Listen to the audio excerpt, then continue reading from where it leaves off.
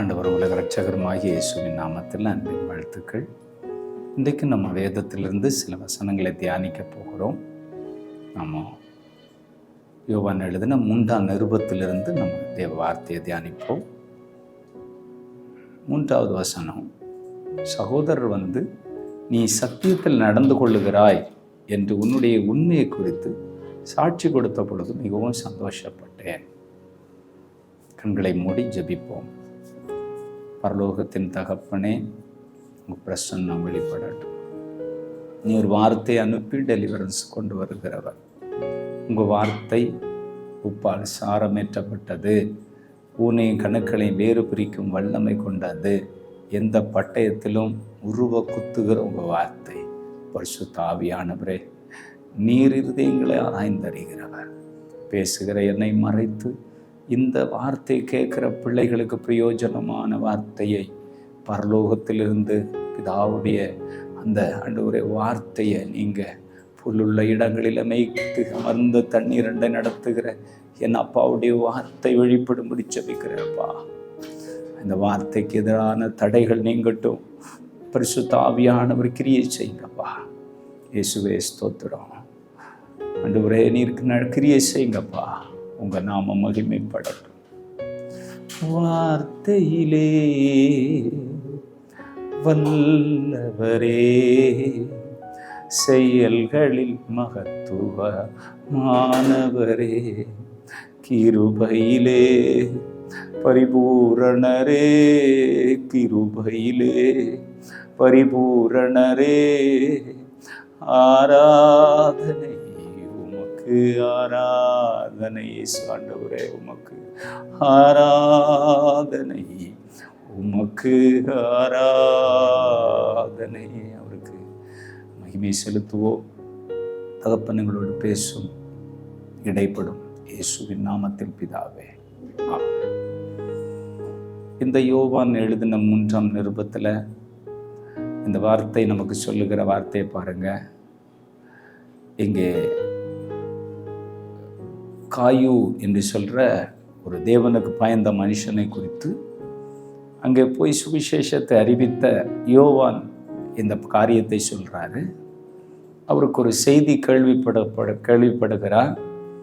அவரால் சுவிசேஷத்தை ஏற்றுக்கொண்ட மக்கள் எப்படி இருக்கிறார்கள் என்ற செய்தியில் இந்த மனிதனை குறித்து ஒரு நல்ல செய்தி அவர் கேள்விப்படுகிறார். சகோதரர்கள் நீ சத்தியத்தில் நடந்து கொள்ளுகிறாய். இன்னைக்கு சத்தியத்தில் நடக்கிற மக்கள் இல்லை, கட்டுக்கதைகளுக்கு சாய்ந்து போகும் காலம் வரும். இன்னைக்கு உள்ள டெக்னாலஜி எங்கேயோ போயிடுச்சு. உலகத்தில் சினிமா, உலகத்தில் நிறைய பொல்லாத வழிகளை மனுஷனாண்டு செம்மையாக உருவாக்கினார். அவர்களோ தங்களுக்கு உபாயமான தந்திரமான வழிகளை தெரிந்து கொண்டாங்க. ஆனால் இந்த மனுஷன் தேவனுடைய வார்த்தை, இந்த பைபிள் தான் சத்தியங்க. இந்த சத்தியம்தான் ஒரு மனுஷனை விடுவிக்க முடியும். பாவத்தினின்று, சாபத்தினின்று, போராட்டத்தினின்று, மரண கண்ணிகளினின்று, எல்லாத்திலிருந்தும் ஒரு மனுஷனுக்கு ஒரு டெலிவரன்ஸ்னா இந்த வேதம் தான். இந்த சத்தியத்தை அறிந்தவன், இந்த சத்தியத்தை அறிந்த இந்த தேவ மனுஷன், அவன் அந்த உண்மையின்படியே நடந்தாங்க. சத்தியம்னா என்னங்க? உண்மையான ஒரு வாழ்க்கை, தேவனுக்கு பயந்து பொல்லாப்புக்கு விலகிற ஒரு வாழ்க்கை. வேதமும் அதை தெளிவாக சொல்லுது. இந்த உலகத்தில் எல்லாரும் மேலே விழுந்து ஒரு கடமை இருக்குங்க. நம்ம எல்லாம் டெய்லி நம்முடைய டியூட்டியை செய்கிறோம். ஒரு நாள் காலைல எழுந்திரிச்சதும் குளிக்கிறோம், பல் தேய்க்கிறோம், சாப்பிட்றோம், பிள்ளைகளை ஸ்கூலுக்கு அனுப்புகிறோம், வேலைகளுக்கு போகிறோம். எல்லாத்திலும் நம்ம அந்த டியூட்டியை, அந்த கடமையை நம்ம செஞ்சுட்டே இருக்கிறோம். ஆனால் ஆண்டவரும் மனிதர்கள் மேலே அவர் ஒரு பெரிய கடமையை வச்சிருக்கிறாரு. மனிதர்கள் செய்ய வேண்டிய ஒரு காரியத்தை ஏசப்பா உண்மையாகவே அவர் வச்சிருக்கிறாரு. அதை நம்ம அறிந்து கொண்டா அதை நம்ம செய்வோம். இந்த காயு சத்தியத்தில் அவன் உண்மையாக நடந்தான். சத்தியத்தின் பாதையில் அவன் உண்மையாக நடந்தான். பிரசங்கியின் புஸ்தகம் கடைசி அதிகாரம், கடைசி 2 வசனத்தை 13-14 வசனங்களை நீங்கள் வாசித்து பார்த்தா அந்த வசனம் என்ன சொல்லுது தெரியுமா? காரியத்தின் கடைத்தொகையை கேட்போமாக, தேவனுக்கு பயந்து யாருக்கு பயந்து? தேவனுக்கு பயந்து. நம்ம சொல்லணும், தேவனுக்கு பயந்து. இன்னைக்கு எல்லாருக்கும் மனுஷனுக்கு கண்டா பயம் இருக்குது. போலீஸை கண்டா பயப்படுறாங்க, இருளை பார்த்தா பயப்படுறாங்க, நாயை பார்த்தா பயப்படுறாங்க. ஆனால் ஆண்டவர் சொல்கிற ஒரு வார்த்தை என்ன தெரியுமா? காரியத்தின் கடைத்தொகையாவது நம்ம கேட்கணும். என்ன தெரியுமா? தேவனுக்கு பயந்து அவர் கற்பனைகளை கைக்கொள். ஆண்டவருடைய வார்த்தையை வாழ்க்கையிலேயே அப்ளை பண்ணணும். நிறைய பேர் கேட்டு விட்டு விடுறாங்க, ஆனால் வாழ்க்கையில் அப்ளிகேஷன் இருக்கா?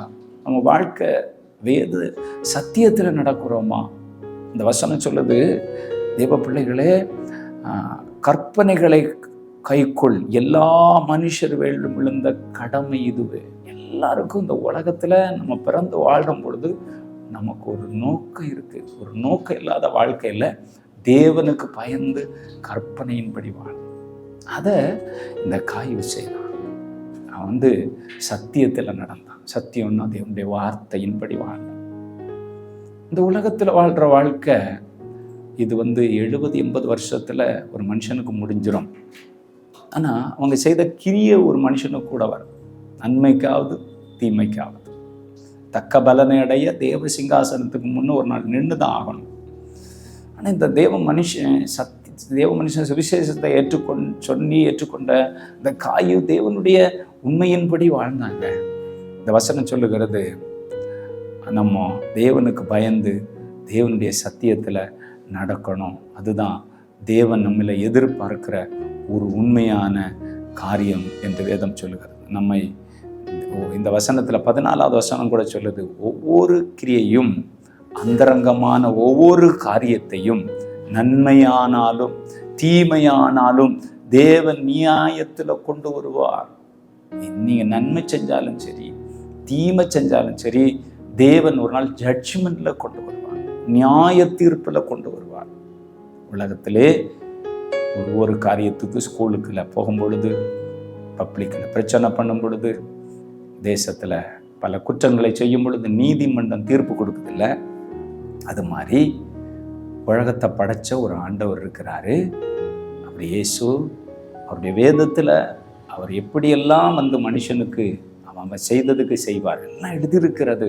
ஆனால் இயேசுவை ஏற்றுக்கொண்டு நான் பாவம் செஞ்சுருக்கிறேன், என்னை மன்னிச்சிருங்கப்பா, நான் உங்கள் பிள்ளையாக மாறணும்னு சொல்லி ஏசப்பா உங்களுக்காக மனுஷனாக மாறி மனிதனாக பிறந்து இந்த உலகத்தில் அவர் மரித்து அடக்கம் பண்ணப்பட்டு உயிரோடு எழும்பினார். யாருக்காக தெரியுமா? உலகத்தின் அனைத்து உலக பாவங்களுக்காக. அவரை குறித்து சொல்லப்பட்டிருக்க பாவத்தை சுமந்து இருக்கிற தேவ ஆட்டுக்குட்டி. யார்? ஏசப்பா, நானும் தப்பு பண்ணியிருக்கிறேன், என் தப்புக்கு நீங்கள் தண்டனையை ஏற்றிருக்கிறீங்க, என்னை மன்னிங்க, நான் உங்கள் மகளாக மாறுவேன்னு சொல்லி உங்கள் உள்ளத்தில் ஆண்டவருக்கு இடம் கொடுத்து உங்கள் பாவத்தை நீங்கள் அறிக்கையிட்டு விட்டுவிட்டால் உங்கள் பேரை ஏசப்பா எங்கே எழுதுவார் தெரியுமா? ஜீவ புஸ்தகத்தில் எழுதுவார்.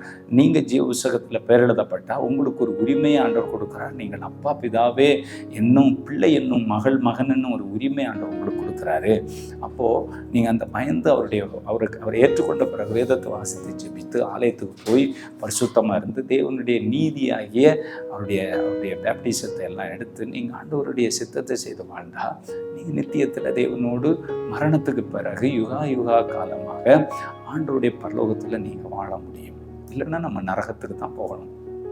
ஆனால் இந்த சத்தியத்தை ஆண்டவர் ஏன் நமக்கு சொல்லி கொடுக்குறாருன்னா, எல்லா மனுஷனுக்கும் மேலேயும் ஒரு டியூட்டி இருக்குது, கடமை இருக்குது.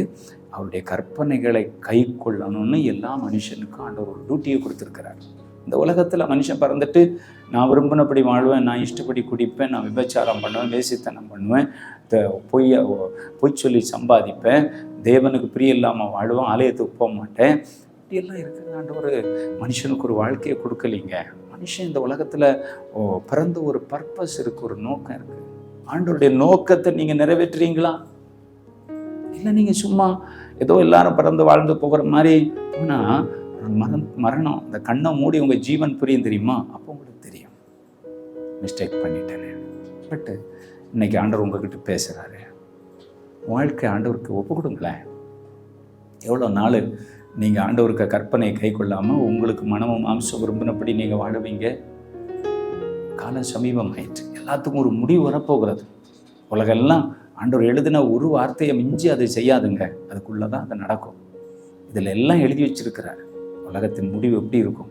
ஜனத்துக்கு விரோதமா ஜனம், ராஜ்யத்துக்கு விரோதமா ராஜ்யம், பஞ்சங்களும் கொள்ளை நோய்களும் கொலை வெறிகளும் கூக்குரல் கேட்கும். மணிலஸ் எக்கனாமி அதெல்லாம் எப்படி வரும்? எப்படி அந்த சிப்புகள் பதிக்கப்படும்? எப்படி அந்தி கிறிஸ்து வருவான்? எப்படி சில பேசும்? இதெல்லாம் எப்படி ரோபோட்டுகள் உருவாகி வரும்? எல்லாம் பைபிளில் எழுதப்பட்டிருக்கிறது.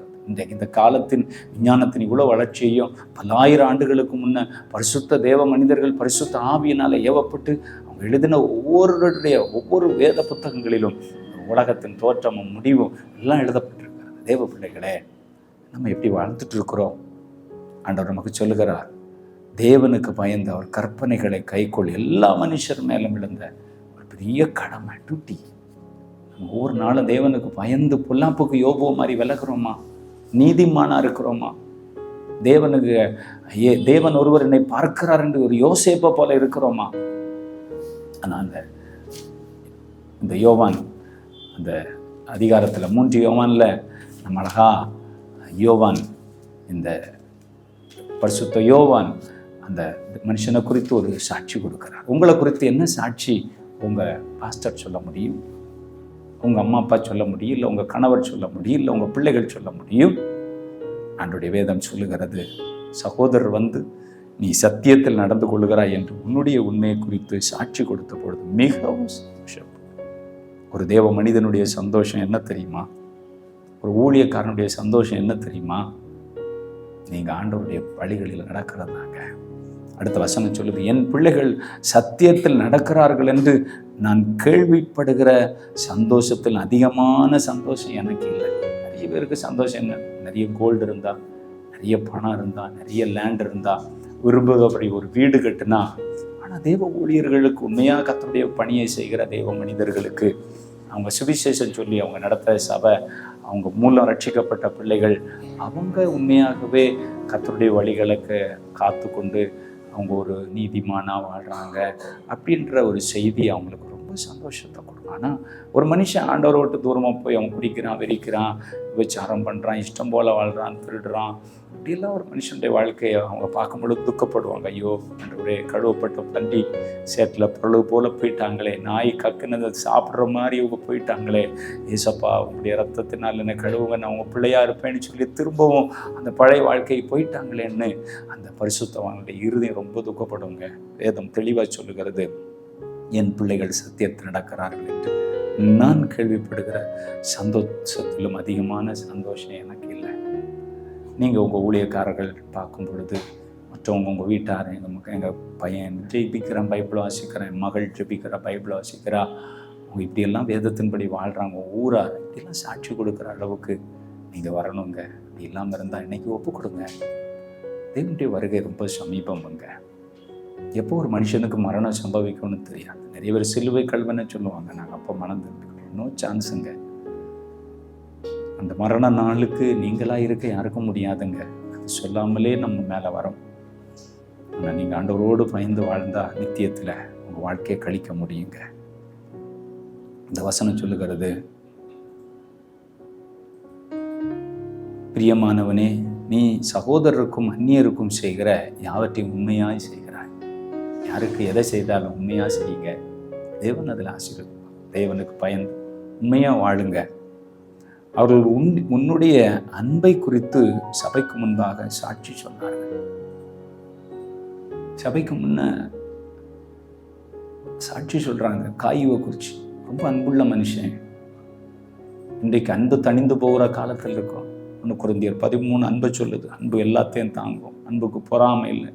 அன்பு தன்னை புகழாது, இருமப்பாயிராது, தற்பொலிவை நாடாது, சினமடையாது. அது அநியாயத்தில் சந்தோஷப்படாமல் சத்தியத்தில் சந்தோஷப்படும். அன்பு உங்கள் இருதயத்தில், இயேசுவின் அன்பு ஊற்றப்பட்டிருக்கா நம்ம இருதயத்தில். அவனை குறித்து அவங்க அப்படி சாட்சி கொடுத்துருக்காங்க. தேவனுக்கு முன்பதாக நம்ம உண்மையாக ஒப்பு கொடுக்கணும்.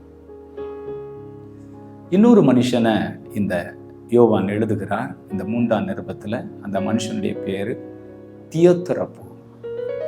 நீங்கள் அந்த 9ஆம் வசனத்தை பாருங்கள். 3 யோவான் அந்த 9ஆம் வசனம், நான் சபைக்கு எழுதினேன், ஆனாலும் அவர்கள் முதன்மையாக இருக்க விரும்புகிற தியோத்திரப்பு எங்களை ஏற்றுக்கொள்ளவில்லை. எங்க ஒரு மனுஷன்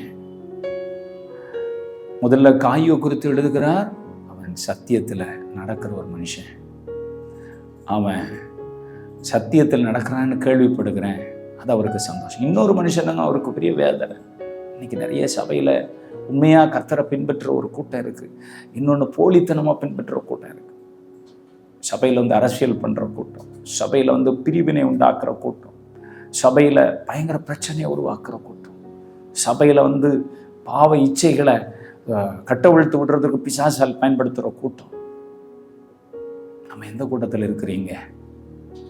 நான் சபைக்கு எழுதினேன் யோவான் சொல்றார், ஆனாலும் அவர்கள் முதன்மையாக இருக்க விரும்புகிறார்.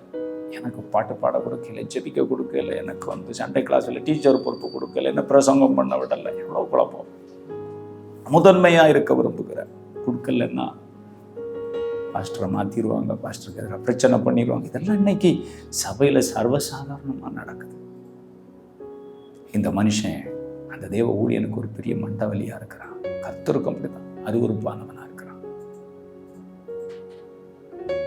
அவன் முதன்மையாக இருக்க விரும்புகிற தியோத்திரப்பு எங்களை ஏற்றுக்கொள்ளவில்லை. ஆனபடியால் நான் வந்தால் அவன் எங்களுக்கு விரோதமாய் பொல்லாத வார்த்தைகளை அலப்பி, என்னங்க பொல்லாத வார்த்தைகளை அலப்பு, இந்த ஜானுக்கு விரோதமா யோவானுக்கு விரோதமா பொல்லாத அந்த மாதிரி ஆண்டவரோடு கூட இந்த டிசைபிள்ஸ் உருவாக்கின சபையிலே பொல்லாத வார்த்தை அலப்புகிற இந்த தியோத்திரப்புகள் இருந்தாங்க. இன்னைக்கு சபைக்குள்ள நிறைய காயுகள் ஆண்டவரை உண்மையா பின்பற்றுறவங்க இருக்கிறாங்க. தேவனுக்கு பிரியம் இல்லாம காரியத்தை சபைக்குள்ள பிரிவினைய பிரச்சனைய கட்டவிழ்க்கிற முதன்மையான இடம் எனக்கு கிடைக்கலன்னு சபையை மாறி போகிற எத்தனை பேர் இந்த காலத்துல, கடைசி காலத்துல தங்கள் இச்சை கேட்ட போதர்களை அவர்கள் சேர்த்து கொள்வார்கள். இதெல்லாம் பயங்கரமா நடக்கும். நிறைய கள்ள உபதேசங்களை பின்பற்றுவாங்க. இன்னைக்கு எத்தனை கள்ள உபதேசம். இந்த முதன்மையாக இருக்க விரும்புகிறவன் பொல்லாத வார்த்தைகளால அவன் அலப்புறான்னு ஜான் எழுதுறாரு. அவன் இப்படி செய்ததும் அல்லாமல் போதாமல் தான் சகோதரரை ஏற்றுக்கொள்ளாமல் இருந்ததும் அன்றி ஏற்றுக்கொள்ள மனதாய் இருக்கிறவர்களையும் தடை செய்கிறான். ஆண்டவரை ஏற்றுக்கொண்டு சபைக்கு ஆக்டிவா இருக்கணும்னு விரும்புகிறவனையும் தடை செய்கிறான். அவன் கிரியை ஒன்று தடை செய்கிறான். உள்ள வர்றவனே வரான். தடை செய்கிறது யாருக்கு வேலைங்க? சாத்தானோ எங்களை தடை செய்தான். பவுல் அப்போஸ்தலன் சொல்றான். சபைக்கு வராம தடை உருவாக்குற மனிதர்கள் சபையில் இருக்கிறாங்கன்னா அவங்க யாருங்க? யோசிச்சு பாருங்க. நீங்க காயுவ மாதிரி தேவனுடைய நாமத்தில் உண்மையா இருக்கிறீங்களா? இல்லை தியோத்திரப்பு போல சபைக்குள்ள முதன்மையாக எனக்கு பொசிஷன் கிடைக்கல, என்னங்க உங்களை ஆண்டவர் பயன்படுத்த வரும்னா நீ எங்கே இருந்தாலும் உனக்குள்ள வச்ச கிருபை ஆண்டவர் கண்டிப்பாக வெளிச்சத்துக்கு கொண்டு வருவார்.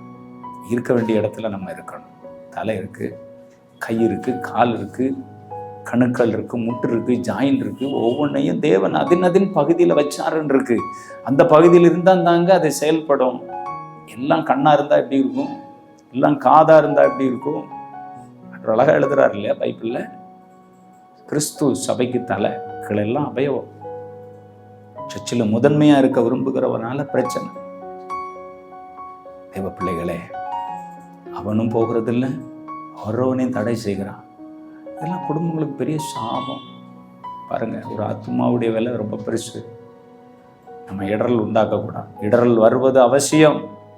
யாரால் வருகிறதோ அவனுக்கு ஐயோ.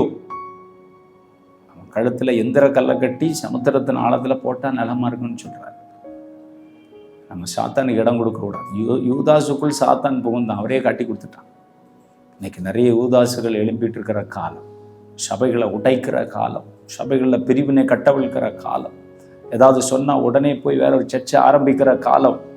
தேவ பிள்ளையே, நீ இருக்க வேண்டிய இடத்துல நீ இருக்கிறாயா? உன்னை ஆண்டவரும் கனம் பண்ணுவார். ஆண்டவர் சொல்றார் இல்லையா, என் பிதாவின் சித்தம் செய்யாமல் என்னை நோக்கி கர்த்தாவே கர்த்தாவேன்னு சொல்கிறோம், பிரவேசிக்கவே முடியாது, உங்களை அறியாது, எனக்கு தெரியாது அப்படின்னு சொல்லிடுவார். ஏற்ற காலத்தில் அவர் உங்களை உயர்த்தும்படி அப்படி பலத்த கரத்துக்குள்ள அடங்கிருங்க. ஜம்ப் பண்ணாதீங்க, நீங்களா உயர்வை தேடாதீங்க. தேவன் உங்களை படிப்படியாக கொண்டு வருவார். நிச்சயமாகவே ஒரு காரியத்தை கர்த்தர் செய்ய விரும்புகிறார். ஆனால் நம்ம இதுக்கு சாபத்தை நம்ம குடும்பத்துக்கு சேர்த்து வைக்கணும். இந்த தியோத்திரப்பு அவன் தேவ பிள்ளைகளுக்கு விரோதமான பொல்லாத வார்த்தைகள் அனுப்புகிற வார்த்தையை பார்த்து தேவ மனிதர்களுக்கு விரோதமாக பேசுறது, சபையில் ஆக்டிவாக செயல்படுறவங்களுக்கு விரோதமாக ஒரு கூட்டம் எழும்பிட்டு, ஒரு கூட்டம் கர்த்தருக்காக தங்களை தாழ்த்தி ஆண்டவருக்காக வரும்பொழுது இன்னொரு கூட்டம் பாவத்தில் வாழ்ந்து பயன்பெறாமல் இருக்கிற கூட்டம் அவங்களுக்கு விரோதமாக எழுந்தி பிரச்சனையை கொடுக்கும். இதெல்லாம் இன்னைக்கு நடந்துட்டு இருக்கு தேசம் முழுமையும். ஆனால் தேவன் களையும் வளர விடுவார். அருகே மட்டும் இருக்கட்டுப்பா கொடுங்கன்னா தேவன் ஒரு நாள் வருவார். தேவ தூதர்களை கொண்டு அறுவடை செய்வார். கோதுமையை களஞ்சியத்தில் சேர்ப்பார். பதரையோ உலகத்தின் முடிவில் அப்படி நடக்கும். அக்கினியில் போடுவார்னு எழுதப்படும். அவனவன் கிரியைக்கு தக்க பலன். சத்தியத்தில் நடக்கிறீங்களா? மற்றவங்கள்ட்ட அன்பு காட்டுறீங்களா? உபசரிக்கிறீங்களா? ஹெல்ப் பண்ணுறீங்களா? காயோ குறித்து அவ்வளோ கேரக்டர் சொல்லியிருக்கு. இங்கே ஒருத்தன் ஆண்டவருடைய யோவான், அந்த பரிசுத்த யோவானே ஏற்றுக்கொள்ளாத மனிதர்கள் இருந்தாங்களே. இன்னைக்கு அப்படிதான் சபைகளுக்குள்ள. வாட் இஸ் அவர் கேட்டகிரி? நம்ம என்ன கேட்டகிரியில் இருந்துட்டு இருக்கிறோம்? எங்க பாருங்க, அவன் ஏற்றுக்கொள்ளுகிறது இல்லை, ஏற்றுக்கொள்ளுக மனதாக இருக்கிறவர்களை தடை செய்கிறான். சபைக்கு புறம்பா தள்ளுகிறான், சபைக்கு வெளியே தள்ளுறான். உள்ளேயும் வர விடுறதில்லை, வந்த ஆளையும் உள்ளே இருக்க விடுறதில்லை. அழகா இயேசு சொல்லுவார் பாருங்க இப்படிப்பட்ட ஆட்களை குறித்து. மத்திய 23 அதிகாரத்தை நீங்கள் என்னோட திருப்பி கொண்டா இங்கே வேதம் தெளிவாக சொல்லுது பாருங்க. 23:13 மாயக்காரரே ஐய வேத பாரகரே பரிசேயரே உங்களுக்கு ஐயோ, மனுஷரை பிரவேசியாதபடிக்கு பரலோகத்தை பூட்டி போடுகிறீர்கள், நீங்களும் அதில் பிரவேசிக்கிறதில்லை, பிரவேசிக்கிறவர்களையும் பிரவேசிக்க விடுகிறதில்லை. இவங்களும் போகிறது கிடையாது, தியோத்திரப்பும் போகிறது கிடையாது, போகிற ஆட்களையும் போடுறதில்லை. அங்கே போகாது, அது சபை இல்லை, அது பேசாமல் வீட்டில் இரு, வேற எங்கேயாவது போ. இப்படி ஒர்க் பண்ணுற ஆட்கள் நிறைய இருக்கிறாங்க. இதெல்லாம் கடைசி காலத்தில் ரொம்ப பெருகும். அன்னைக்கே இப்படி இருந்திருக்கிறாங்களே. வேதம் தெளிவாக சொல்லுகிறது, பிரவேசிக்கிறவர்களையும் பிரவேசிக்க விடுகிறதில்லை, அவங்களும் போகிறது கிடையாது. நாங்கள் போயிடுவோம், இப்படி ஒரு டியூட்டி செஞ்சால் போயிடுவோன்றது அவங்களுக்கு ஒரு நம்பிக்கை. அவங்கள பிசாசு சொல்கிறான், மோட்டிவேட் பண்ணுறான். நீங்கள் எப்படிப்பட்ட ஆளாக இருக்கிறீங்க? காயுவாக இருக்கிறீங்களா, தியோத்திரப்பை போல இருக்கிறீங்களா? மத்தேயு 23:15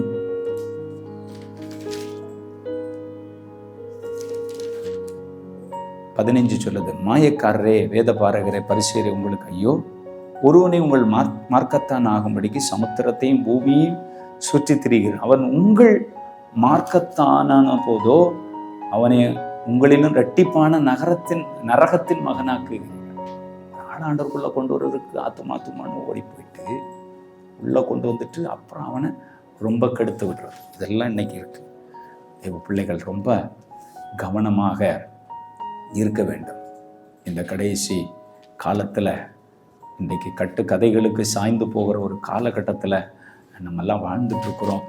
உண்மையான தேவன் இன்றைக்கு உணர்வுள்ளவர்களை ஆண்டவர் தேடிட்டே இருக்கிறார். அந்த இடத்துல சொல்கிறார், பிரியமானவனே நீ தீமையை பின்பற்றாமல் நன்மையை பின்பற்ற. நன்மை செய்கிறவன் தேவனால் உண்டாயிருக்கிறான், தீமை செய்கிறவன் தேவனை காணவில்லை. இப்படியெல்லாம் சபையில் பிரிவினை உண்டாக்குனா தேவனை காணாத ஆளுதான். நான் தேவனை அறிந்திருக்கிறேன்னு சொல்லி கிரியையில் மறுதளிக்கிறாங்கல்ல. இன்னொரு மனுஷனை குறிச்சும் இந்த ஜான் ரொம்ப ஒரு சாட்சி கொடுக்குறாரு பாருங்க. 12ஆம் வசனம் பாருங்க. யோவான் எழுதின 3ஆம் நிருபம் 12ஆம் வசனம். தெமத்தெரியோ எல்லாராலும் நற்சாட்சி பெற்றதும் அல்லாமல் சத்தியத்திற்கும் நற்சாட்சி பெற்றவன். நாங்கள் சாட்சி கொடுக்கிறோம், எங்கள் சாட்சி மெய்யென்று அறிவீர்கள். பாருங்க, அந்த மனுஷனை குறித்து அவர் சொல்றாரு, எல்லாராலும் நற்சாட்சி பெற்றதும் அல்லாமல். நம்ம எப்படிங்க, உங்க சாட்சி எப்படி இருக்குங்க? விதமாய் மனுஷர் உங்கள் நற்கிரியைகளை கண்டு பரலோகத்தில் பிதாவை மகிமைப்படுத்தும்படி உங்கள் வெளிச்சம் ஜாதிகள்கிட்ட பிரகாசிக்கணும். இந்த முதல்ல நம்ம பார்த்தோம், காயு உண்மையாகவே சத்தியத்தில் நடக்கிற மனுஷன். அவனுக்காக இந்த ஜான் ஜெபம் பண்ணும் பொழுது ஜெபம் பண்றாரு பாருங்க. 2ஆவது வசனத்துல, பிரியமானவனே உன் ஆத்துமா வாழ்வது போல நீ எல்லாவற்றிலும் சுகமாய் இருக்கும்படி வேண்டிக் கொள்ளுகிறேன். சுகமா இருக்கும்படி அவனுக்கு ஒரு பெரிய வாழ்த்துதல், அவன் நல்ல பிளஸ்ஸிங்காக இருக்கணும் அப்படின்னு தேவ மனுஷன் ஜெபிக்கிறான். பிரச்சனை பண்ணி போராட்டத்தை பண்ணி குழப்பத்தை பண்ணுறவங்களுக்கு எப்படி இங்கே சபையில் நீங்கள் நல்ல ஆசீர்வாதமாக இருக்கணும்னு பாஸ்டர்மார் ஜெபிக்க முடியும்? உத்தரவு கொடுக்காதீங்க, பிரிவினை சபையில் உண்டாக்காதீங்க. பிரிவினை உண்டாக்குகிறவன், தடை செய்கிறவன் அவன் சாத்தானுக்கு வேலை செய்கிறான். இந்த கடைசி காலத்தில் சாத்தான் இப்படி ஒரு கூட்டத்தை சபைக்குள்ளே வச்சுருப்பான். ஜாக்கிரதையாக இருங்க. உங்கள் குடும்பத்துக்கு சாபம், பிள்ளைகளுக்கு அது சாபம். எதன் தெளிவாக சொல்லுகிறது. தியோத்தரபு பெரிய பிரச்சனை கொடுக்குற ஆள். தமத்துரையோ எல்லாரும் நற்சாட்சி பெற்று சத்தியத்துக்கும் அவன் உண்மையாக வாழ்ந்தவன் சொல்லுது. 2 கொரிந்தியர் 5ஆம் அதிகாரம் 10வது வசனம் என்ன சொல்ல தெரியுமா?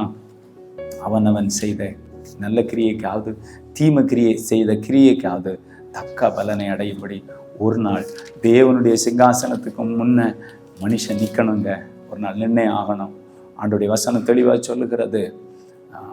ஏனென்றால் சரீரத்தில் அவனவன் செய்த நன்மைக்காவது தீமைக்காவது பலனை அடையும்படி நாம் எல்லாரும் கிறிஸ்துவின் நியாயஸ்தானத்துக்கு முன்பாக வெளிப்பட வேண்டும். ஒரு நாள் நம்ம தேவனுடைய சிங்காசனத்துக்கு முன்ன வெளிப்பட்டே ஆகணும். அதிலிருந்து யாரும் எஸ்கேப் ஆகவே முடியாதுங்க. நன்மைக்காவது தீமைக்காவது தக்க பலனை இயேசு கிறிஸ்து கொடுக்க இந்த பூமியில் சீக்கிரமாக வரப்போகிற 20ஆம் அதிகாரம் 12ஆம் வசனத்திலிருந்து சொல்லப்பட்டிருக்க, மரித்தோராகிய சிறியோரையும் பெரியோரையும் தேவனுக்கு முன்பாக நிற்க கண்டேன். அப்பொழுது புஸ்தகங்கள் திறக்கப்பட்டது. ஜீவ புஸ்தகம் என்னும் வேறொரு புஸ்தகம் திறக்கப்பட்டது. அப்பொழுது அந்த புஸ்தகங்களில் எழுதப்பட்டவைகளின் படியே மரித்தோர் தங்கள் தங்கள் கிரியைக்கு தக்கதாக நியாய தீர்ப்பு அடைந்தார்கள். ஜட்ஜ்மெண்ட்டுங்க ஆண்டவர் கொடுப்பாருங்க. நம்ம யாராக இருக்கிறோம்? காயுவாக இருக்கிறோமா? தியோத்தரவுவாக இருக்கோமா? இல்லை தொமத்துரையோ போல இருக்கிறோமா? ஒப்பு கொடுப்போமா? ஸ்தோத்திரம் ஆண்டவரே. ஒரு காயுவுக்காக ஜெபம் பண்ணின வார்த்தை என்ன தெரியுமா? பிரியமானவனே, உன் ஆத்துமா வாழ்வது போல நீ எல்லாவற்றிலும் வாழ்ந்து சுகமாயிருன்னு வாழ்த்துறாருங்க. நம்ம இன்னைக்கு எந்த பொசிஷனில் இருக்கிறோம்? என் பிள்ளைகள் சத்தியத்தில் நடக்கிறார்கள் என்று கேள்விப்படுகிற சந்தோஷத்தில் மேலான சந்தோஷம் இல்லைன்னு சொல்கிற ஒரு பகுதியில் நீங்கள் சாட்சியாக இருக்கிறீங்களா? சத்தியத்தில் நடக்கிறீங்களா? இல்லை சத்தியத்தில் ஒரு நாள் வாழ்ந்தேன், இன்னைக்கு சத்தியத்தில் இல்லாமல் இருக்கிறேன்னா ஒப்பு கொடுங்க. ஏசப்பா என் உள்ளத்தில் வாங்கன்னு சொல்லுங்கள். ஒருவேளை இதுவரைக்கும் சத்தியத்திலே நான் வாழலை, நான் ஆண்டவருக்கு பிரியாத புறம்பே இருக்கிறேன்னு சொன்னால் இன்றைக்கி நீங்கள் ஏசப்பா நான் பாவி, நான் பாவம் செஞ்சுருக்கிறேன், என்னை மன்னியும், என் உள்ளத்தில் வாங்க, என்னை கழுவுங்க, நான் இனி இந்த தப்பை விட்டுறேன், எனக்கு சமாதானம் இல்லை, சந்தோஷம் இல்லை, நான் ஏன் வாழணும், தற்கொலை பண்ணணும்னு தோணுது, என்னால் ஆண்டவரே நிம்மதியாக இருக்க முடியலைன்னு நினைக்கிறீங்களா? ஏசப்பா உங்கள் இருதயத்தில் இடம் கொடுங்க. உங்கள் துக்கம் சந்தோஷமாக நல்ல ஆண்டவரே. யாரும் ஆண்டவரே பிரச்சனையை கொடுக்குற தியோத்தரப்பு போல யாரும் இல்லாமல் உள்ளேயும் தடை பண்ணுறான், பிரச்சனையை கொடுக்குறான், ஊழியக்காரனை ஏற்றுக்கொள்ள மாட்டேங்கிறான், முதன்மையான இடத்துல எல்லாத்தையும் செய்யணும்னு விரும்புகிறான். இப்படிப்பட்ட எண்ணம் இருக்கா? நிச்சயமாக இது உங்களுக்கு பிரச்சனை. நீங்கள் மனம் திரும்புங்க, ஏசப்பாட்ட ஒப்பு கொடுங்க. தப்புனே நன்றியப்பா, உங்கள் கரத்தில் ஒப்பு கொடுக்குறோம். இந்த நிகழ்ச்சியை பார்க்குற பிள்ளைகளுடைய வியாதி, பிரச்சனை, போராட்டம், கட்டுகள், இருளின் வல்லமைகள், அவங்களுக்கு இருக்கிற எல்லாவற்றையும் நீக்கி சுகமாக்குங்க, அற்புதம் செய்யுங்க. ஒரு நாள் சாட்சி உள்ள வாழ்க்கை வாழ உதவி செய்யுங்க. இயேசுவின் நாமத்தில் ஜெபிக்கிற நல்ல பிதாவே, ஆமென். Praise the lord. God bless you.